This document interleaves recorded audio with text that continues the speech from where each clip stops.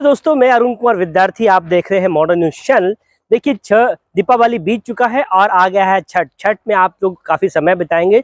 मेरा मानना है कि जो स्टेट की एग्जामिनेशन है उसमें आप लोगों को छठ जो है आपको अपने बुक के साथ मनाना चाहिए, क्योंकि पहली बार छठ के समय स्टेट अपने 1 महीने का जो पैकेज एग्जामिनेशन लेके आई है वो कहीं ना कहीं आप लोगों को बीच में मोटिवेशन भी देगी और टूट भी जाएगी। मोटिवेशन यानी क्रम टूटेगा। तो हम चाहते हैं कि इस बार छठ जो है कम से कम अपने बुक के साथ मनाएं और स्टेट क्वालिफिकेशन के साथ आप अपने छठ मैया को एक अपना तोहफा दे सकते हैं, खुद के लिए भी, मोटिवेशन के लिए भी। Thank you. और इसके बाद जो हमने अभी सेंटरों पे देखा है कि काफ़ी जो स्टूडेंट है जो स्टेट देने के लिए आ रहे हैं उसमें काफ़ी चीज़ें कन्फ्यूज़न है। पहली बात है कि वो डेट को लेकर श्योर नहीं हो पा रहे कि किस डेट में उनका एग्ज़ामिनेशन है और वो कब पहुंच पा रहे हैं। तो सबसे पहले अपने नीचे दिए गए डेट और सेंटर को बहुत अच्छे से समझें कि कब एग्ज़ामिनेशन है और आपको कब कितने बजे पहुंचना है। तो मैं आपको बता पा रहा हूँ कि 2 समय में वो हो रहा है, फर्स्ट पाली और सेकंड पाली के रूप में हो रही है। पहली पाली जो हो रही है वो आपको 9:30 साढ़े 8 बजे आपको पहुंचना है। 9:30 बजे से एग्ज़ाम होता है जो 11:30 बजे तक चलती है। वही सेकंड पाली की जो एग्जामिनेशन है वो 12:30 बजे से एंट्री शुरू होती है और लगभग 1 बजे स्टार्ट होता है और वो 3:30 बजे तक 4 बजे तक चलती है। इस तरह से रूल्स है। बस इसमें आपको देखना है कि इसमें आपको तैयारी क्या क्या करके जानी है और किस प्रकार आपको मदद कर पाएगा।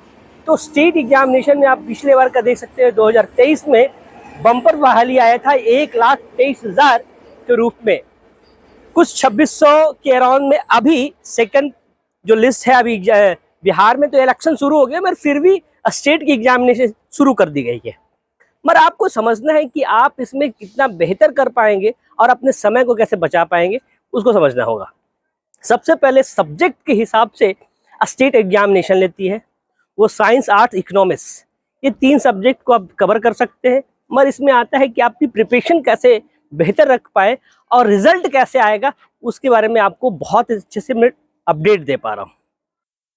आइए इसी दूसरी पहलू को हम समझते हैं कि जो साइंस, आर्ट्स और इकोनॉमिक्स को सब्जेक्ट है और इसमें एक चौथा सब्जेक्ट बहुत इंपॉर्टेंट रहता है जो 50 नंबर का है, वो पैडागोगिक्स। आते हैं पहले पैडागोगिक्स को समझते हैं कि हम कम समय में कैसे बेहतर आंसर कर पाए। आपको कुछ नहीं करना है, बहुत ही सिंपल रूल्स है।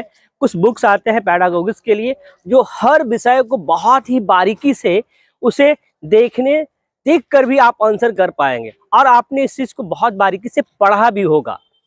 जैसे बाल अवस्था में कैसे बच्चे सीखते समझते हैं, अपने बचपन को याद कीजिए और बाल अवस्था तक लेके जाइए और उसको समझिए। ये छोटे छोटे टर्म हैं, कुछ वैज्ञानिकों ने उसमें अपने शोध करके दिए हैं और नया शोध उसमें दिखने को मिलता है, पुराने भी।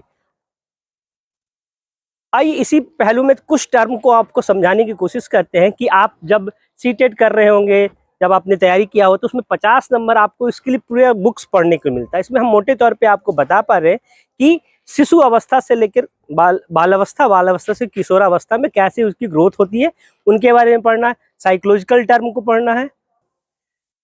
तो बीएड में जो हमने पढ़ाई किया है सेम वही सवाल आपको पूछे गए हैं। सब्जेक्ट पे नहीं जाएंगे, बस सब्जेक्ट में आप जो पढ़े हैं उसके मोटे तौर पे क्रक्स निकाल के आप उसको दे सकते हैं। आइए अब बात करते हैं साइंस और आर्ट्स की सब्जेक्ट में। आप जो सब्जेक्ट में भरा है टीयर 1, टीयर 2 की बात करते हैं। तो स्टेट में जो टीयर 1 में जो पढ़ाई की है, जो 8वीं से 10वीं क्लास के बच्चों को पढ़ाना है, उसमें आप देख पाएंगे कि जो साइंस आर्ट्स पोर्शन है, जब तक सब्जेक्ट है, उसमें बहुत आपको समझ देना होगा कि आप क्या क्या तैयारी कर पाए।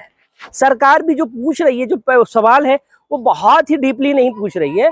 ओवरऑल मोटे तौर पे आप देखेंगे कि आप जो लूसेंट्स हैं, जो हिस्ट्री के सब्जेक्ट है, या अपने सब्जेक्ट में जो कमांड किए, उन पे ज़्यादा सवाल पूछ रही है। थोड़ी जो थॉट है कि उसमें कैसे कंटेंट, हिस्ट्री के सवाल कुछ उसमें जोड़े हैं, जीएस भी जोड़े गए हैं, पॉलिटिकल साइंस भी है, सोशोलॉजी भी है, इकोनॉमिक्स को भी जोड़ा गया है। आप उनको बेहतर ढंग से बहुत ही सरल बेसिक सवाल को कंप्लीट करें और उसमें पीवाई क्वेश्चन यानी पिछले सवाल के जो प्रश्न पूछे गए हैं उनको कवर अप करें। आते हैं साइंस वाले पार्ट्स में।